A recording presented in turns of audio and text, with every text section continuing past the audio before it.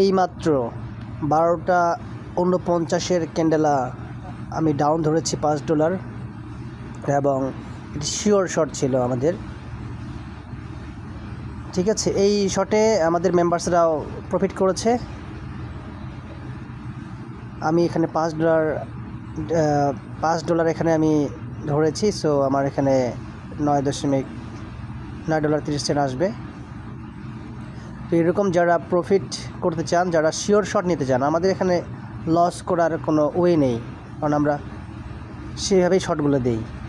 যারা sure shot 100% sure shot নিতে চান তারা আমাদের টেলিগ্রাম গ্রুপে যুক্ত হন অথবা আমাকে ইনবক্সে মেসেজ করুন। ধন্যবাদ।